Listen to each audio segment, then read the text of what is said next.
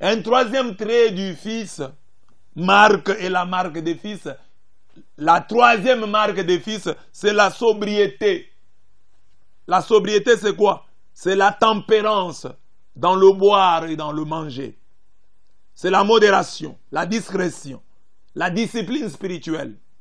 Le respect des frontières, ne déplace pas la frontière antique que tes pères ont laissée, ne déplace pas.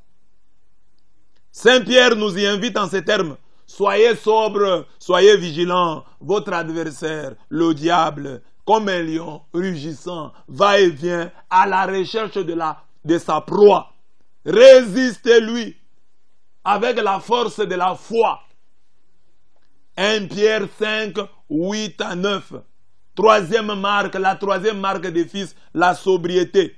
Soyez sobres, soyez vigilants. C'est-à-dire, soyez disciplinés dans le manger, dans le boire, dans les plaisirs de ce monde. Soyez modérés, soyez tempérés. Un vrai fils est sobre, un vrai fils est vigilant. Une vraie fille, elle est sobre, elle est vigilante. Un vrai fils, une vraie fille spirituelle ne se trompe pas d'adversaire. Il dit, c'est le diable qui est mon adversaire. Ne cherche pas de problèmes avec les hommes. Il a des problèmes avec le diable. Son grand adversaire, c'est le diable. Et c'est le diable qui se cache derrière les hommes. Donc quand il a un problème avec quelqu'un, il dit, mon adversaire, c'est le diable. Qui va et vient à la recherche de sa proie. Et je dois lui résister ferme dans la foi. Dans ce combat, puisque nous parlons de tempérance, de sobriété, un vrai fils est sobre.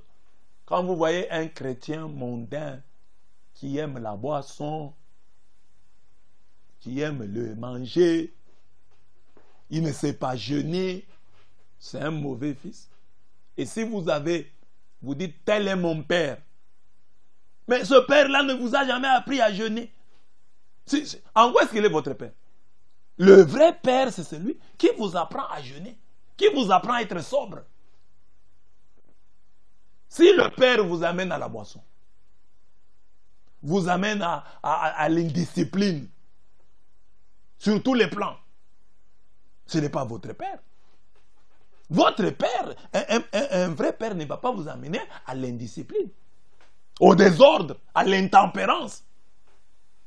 Le vrai père discipline. L'image du père, ça représente la discipline. Alors votre père spirituel, c'est celui-là qui vous a appris la discipline. Vous dites, j'ai abandonné la cigarette, j'ai abandonné la boisson, j'ai renoncé à ma gourmandise. J'ai mangé à tous les râteliers. J'étais dans tous les plaisirs de la chair. Mais quand j'ai rencontré cet homme de Dieu, il m'a aidé à observer les frontières. C'est cela votre père. C'est lui qui vous aide à être discipliné.